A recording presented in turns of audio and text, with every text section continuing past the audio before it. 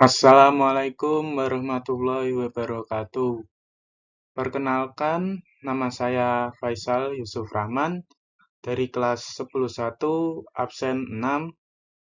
Di sini saya akan mempresentasikan tentang pemanasan global atau global warming. Di sini saya akan menyebutkan apa itu pemanasan global. Pemanasan global adalah suatu bentuk ketidakseimbangan ekosistem di bumi akibat terjadinya proses peningkatan suhu rata-rata permukaan bumi selama kurang lebih 100 tahun terakhir.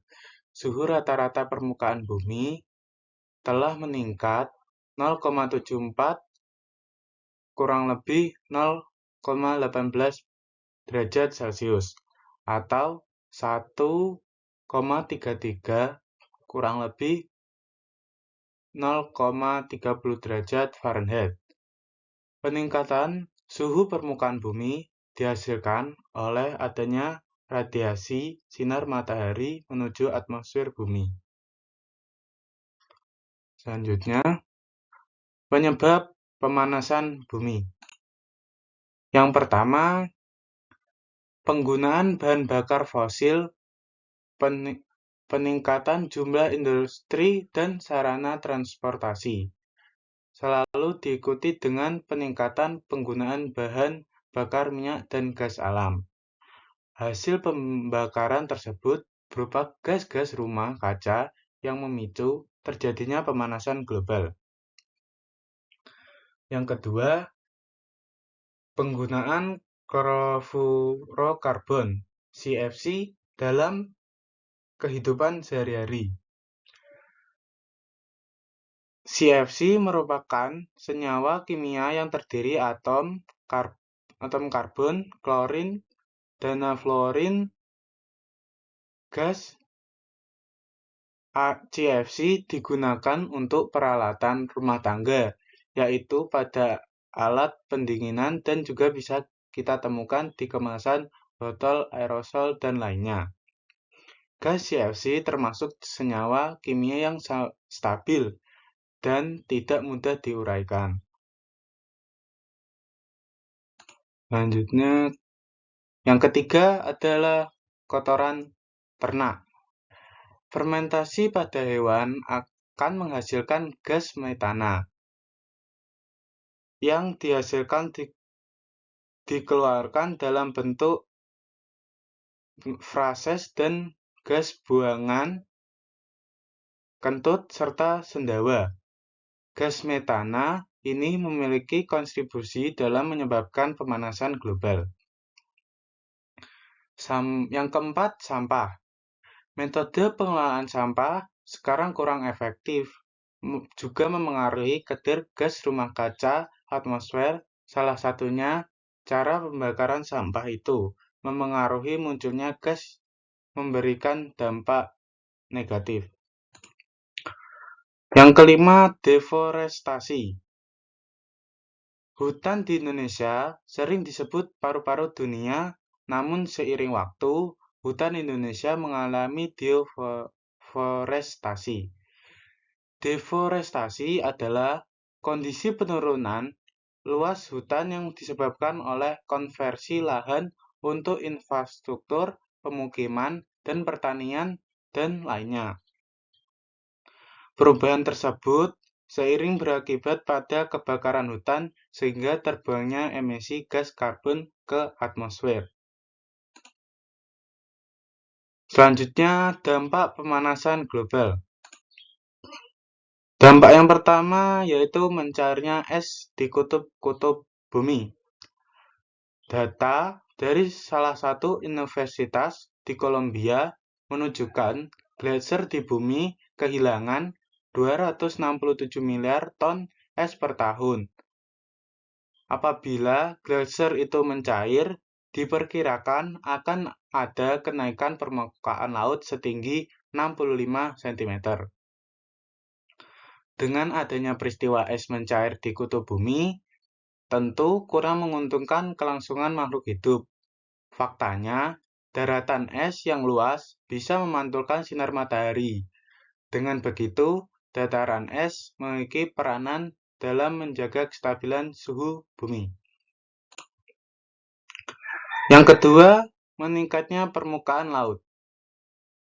Dari peristiwa sebelumnya juga saling berkaitan dengan peristiwa ini. Karena akibat peristiwa tersebut, wilayah daratan mengalami penyusutan serta terjadinya erosi, pantai, dan banjir rob.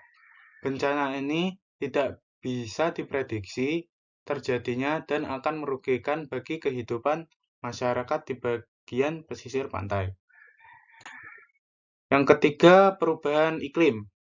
Perubahan iklim merupakan perubahan pada pola tekanan udara, curah hujan, dan arah kecepatan angin dengan adanya kenaikan suhu bumi dapat mengubah suhu iklim. Yang keempat, penuhnya flora fauna. Dan yang kelima, timbulnya wabah penyakit. Dampak selanjutnya dari pemanasan global adalah perubahan iklim yang dapat mengubah siklus hidup beberapa hama sehingga terjadinya wabah penyakit.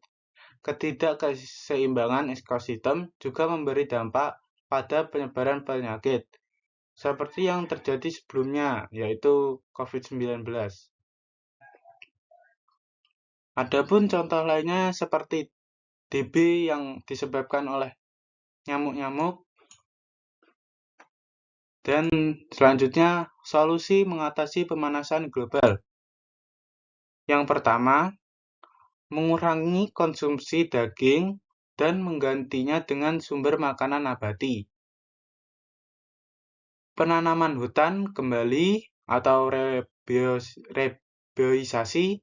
Yang ketiga, mengurangi pemakaian kendaraan pribadi dan menggantikannya dengan alat transportasi umum.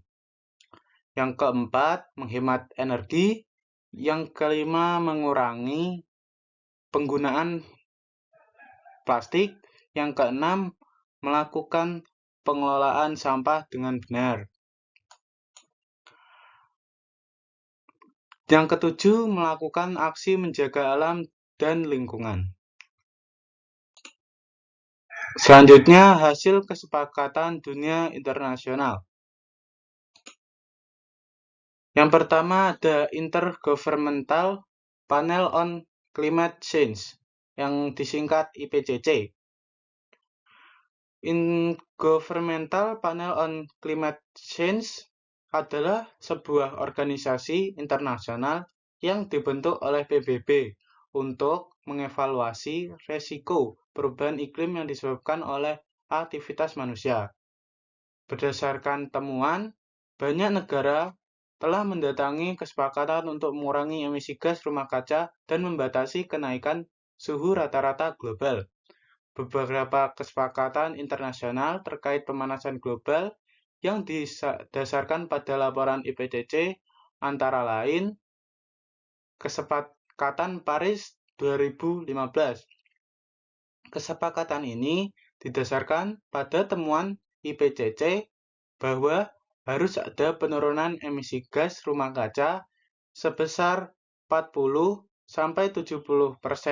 dari tingkat tahun 2010 pada tahun 2050 untuk mencapai target pembatasan kenaikan suhu rata-rata global menjadi di bawah 2 derajat Celcius di atas tingkat pra-industri.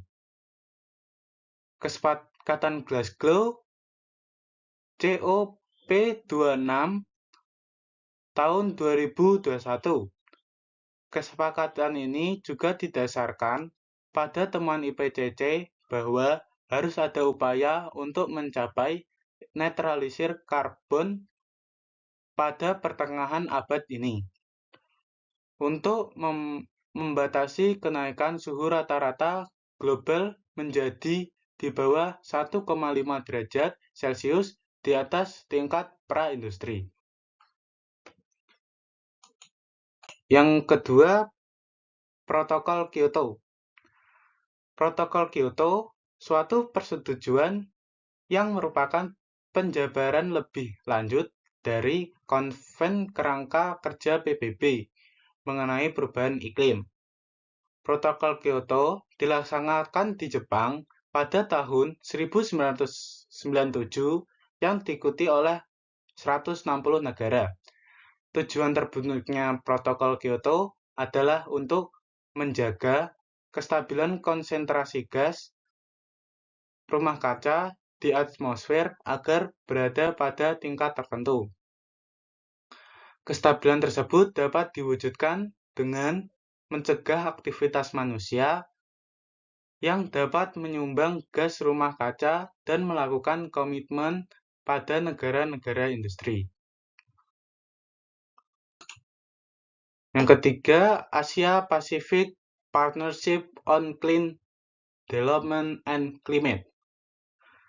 Asia Pacific Partnership on Clean Development and Climate atau disingkat APPCDC merupakan sebuah kerjasama internasional yang bersifat sukarela. Negara-negara yang terlibat dengan kerjasama ini adalah Australia, Kanada, Amerika Serikat, Jepang, Tiongkok, India, dan Korea Selatan. Dalam kerjasama ini mereka sepakat untuk bekerja sama dan melakukan alih teknologi yang berkaitan dengan upaya untuk mengurangi emisi gas rumah kaca.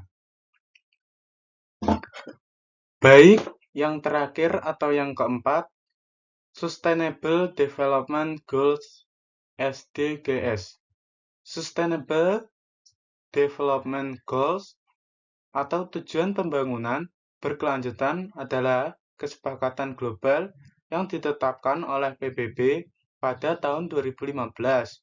Tujuan dari kesepakatan ini adalah untuk mengakhiri kemiskinan, melindungi planet, dan memastikan kesejahteraan bagi semua orang.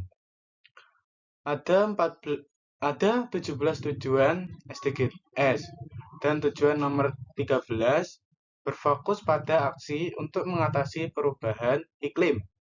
Beberapa target SDGs yang berkaitan dengan perubahan iklim antara lain target 13.1 memperkuat ketahanan terhadap bencana terkait perubahan iklim. Target 13.2 mengintegrasikan perubahan iklim ke dalam kebijakan dan strategi nasional. Target 13.3 meningkatkan pendidikan, kesadaran, dan kapasitas manusia terkait mitigasi dan adaptasi perubahan iklim.